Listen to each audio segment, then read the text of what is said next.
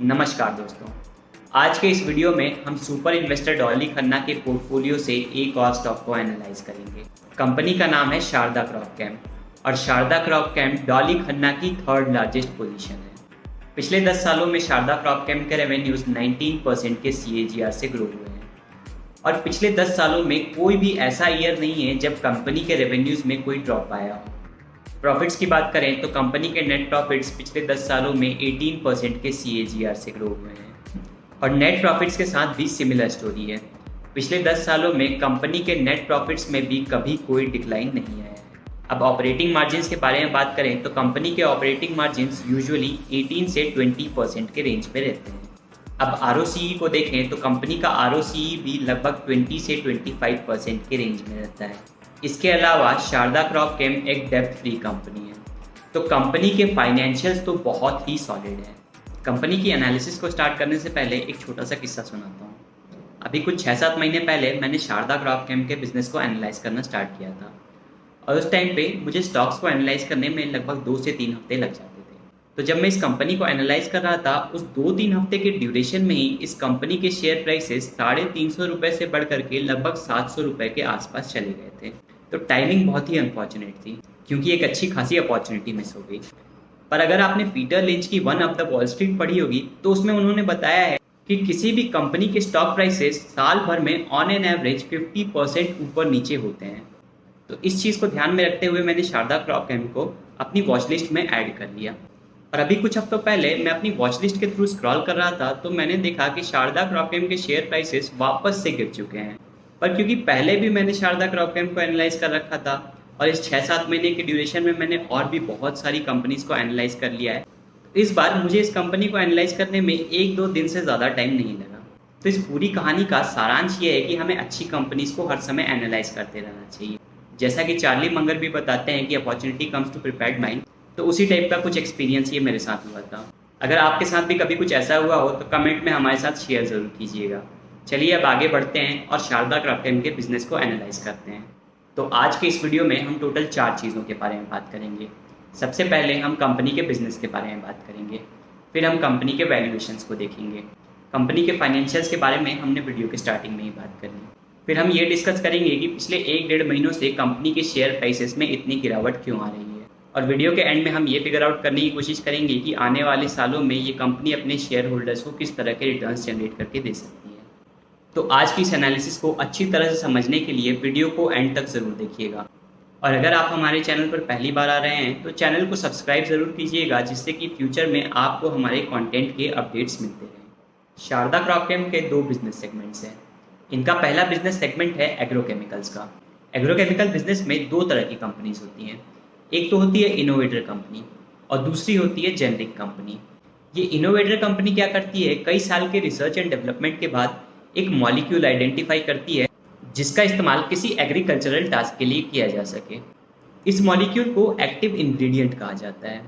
जैसे pharmaceutical business में APIs होते हैं, एक्टिव फार्मास्यूटिकल इंग्रेडिएंट, उसी तरह से एग्रोकेमिकल्स बिजनेस में AIs होते हैं, एक्टिव इंग्रेडिएंट्स। तो एक बार जब ये इनोवेटर कंपनी किसी AI को आइडेंटिफाई कर लेती है तो उसके बाद इन्हें उस AI का पेटेंट मिल जाता है।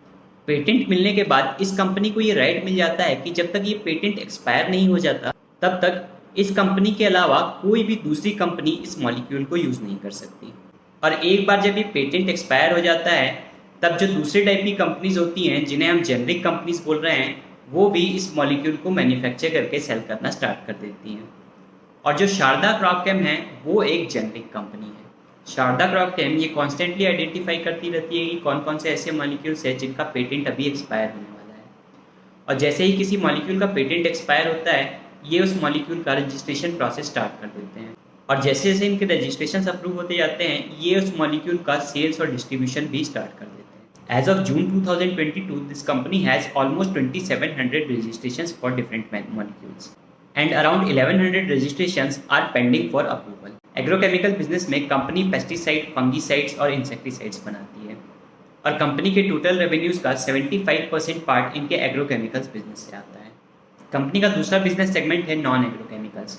नॉन एग्रोकेमिकल सेगमेंट में कंपनी कन्वेयर बेल्ट सेल करती है। इन कन्वेयर बेल्ट्स का इस्तेमाल माइनिंग के लिए किया जाता है।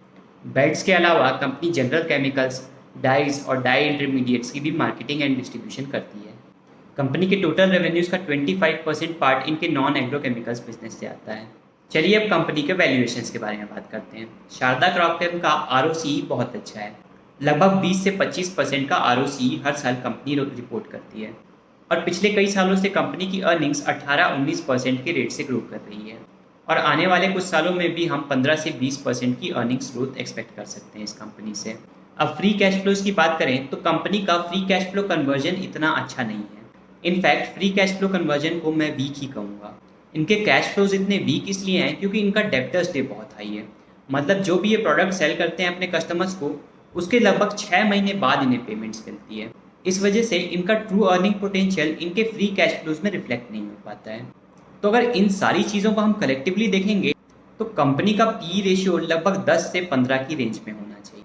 हिस्टोरिकल डेटा के बेसिस पर शारदा क्रॉपकेम के शेयर्स लगभग 15 के पी मल्टीपल पर ट्रेड करते हैं और करेंटली इस कंपनी के शेयर्स लगभग 14 के पी मल्टीपल पर ट्रेड कर रहे हैं। तो मतलब ये तो हम डेफिनेटली कह सकते हैं कि शारदा क्रॉपकेम के शेयर्स अभी बहुत ज़्यादा ओवर वैल्यूड नहीं है। इनके शेयर प्राइसेस का टारगेट क्या होना चाहिए वो हम वीडियो के आगे वाले पार्ट में कैलकुलेट करेंगे। अभी देखते हैं कि कंपनी के शेयर प्राइसेस में इतनी गिरावट क्यों आ रही है। पिछले एक महीने में कंपनी के शेयर प्राइसेस लगभग 30% तक गिर चुके हैं। शेयर प्राइसेस में गिरावट का मेन रीज़न ये है कि अभी FY23 के जून क्वार्टर में कंपनी के ऑपरेटिंग मार्जिन्स बहुत कम हो गए हैं। यूजुअली जून क्वार्टर में कंपनी के ऑपरेटिंग मार्जिन्स 15 से 20% के होते हैं, पर FY23 के जून क्वार्टर में कंपनी के ऑपरेटिंग मार्जिन्स सिर्फ 6% के ही थे। अब कंपनी के ऑपरेटिंग मार्जिन्स क्यों कम हो रहे हैं? इसके पीछे 2 रीजंस हैं। पहला रीज़न तो ये है कि जैसा कि हम जानते हैं कि फ्यूल के प्राइसेस लगातार बढ़ते जा रहे हैं, जिसकी वजह से कंपनी का ट्रांसपोर्टेशन कॉस्ट बढ़ गया है। और दूसरा रीज़न ये है कि डॉलर के कंपैरिजन में यूरो वीक होता जा रहा है। अब यूरो के वीक होने से कंपनी को क्या फ़र्क पड़ता है, चलिए इस चीज़ को समझते हैं। कंपनी के एग्रोकेमिकल्स बिजनेस के लगभग 50% रेवेन्यूज़ यूरोप से आते हैं और यूरोप में जो भी प्रोडक्ट कंपनी सेल करती है उसका कलेक्शन वो यूरोज़ में करती है। तो अगर यूरोज़ डेप्रिशिएट हो रहे हैं तो इसका मतलब इनकी इनकम भी रिड्यूस हो जाएगी। वहीं दूसरी तरफ अपने प्रोडक्ट को मैन्युफैक्चर करने के लिए कंपनी सारा रॉ मटेरियल चाइना से परचेज करती है और चाइनीज़ कंपनीज़ को पेमेंट ये US डॉलर्स में करती है। तो अगर US डॉलर की स्ट्रेंथ बढ़ रही है तो इसका मतलब इनके एक्सपेंसेस बढ़ रहे हैं। तो एक तरफ तो कंपनी की अर्निंग्स रिड्यूस हो रही है और दूसरी तरफ इनके एक्सपेंसेस बढ़ रहे हैं। इसी वजह से जून क्वार्टर में कंपनी के ऑपरेटिंग मार्जिन्स इतने ज़्यादा गिर गए थे। तो क्या फ्यूचर में कंपनी के ऑपरेटिंग मार्जिन्स वापस अपने पुराने लेवल्स पर पहुंच सकते हैं?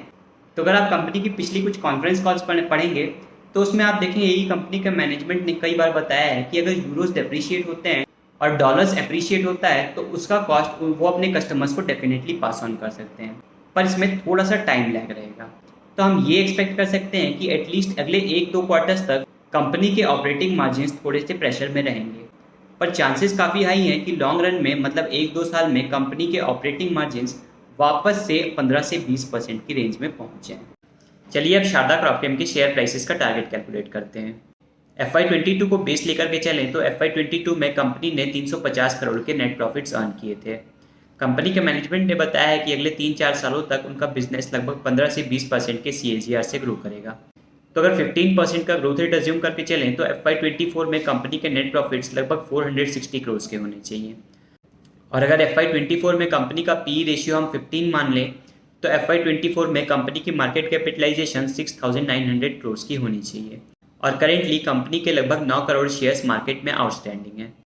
तो FY24 में शारदा क्रॉपकेम के शेयर प्राइसेस का टारगेट लगभग 770 रुपीज़ का होना चाहिए। मतलब अगले 1-2 सालों में शारदा क्रॉपकेम के शेयर प्राइसेस यहाँ से लगभग 40 से 45% तक बढ़ सकते हैं, पर इस कंपनी के बिजनेस में थोड़े से रिस्क भी हैं जिसके बारे में हमें पता होना चाहिए। अगर मानसून अनफेवरेबल होता है तो कंपनी के रेवेन्यूज़ और मार्जिन्स पर काफ़ी इम्पैक्ट पड़ जाता है। तो शॉर्ट टर्म में अनफेवरेबल वेदर पैटर्न्स कंपनी के बिजनेस के लिए एक रिस्क हो सकता है, पर लॉन्ग रन में कंपनी के बिजनेस में एज सच कोई मेजर रिस्क दिखाई नहीं दे रहा है।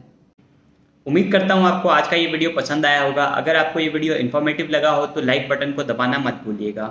Thank you for watching the video. This is Rahul Bansal signing off.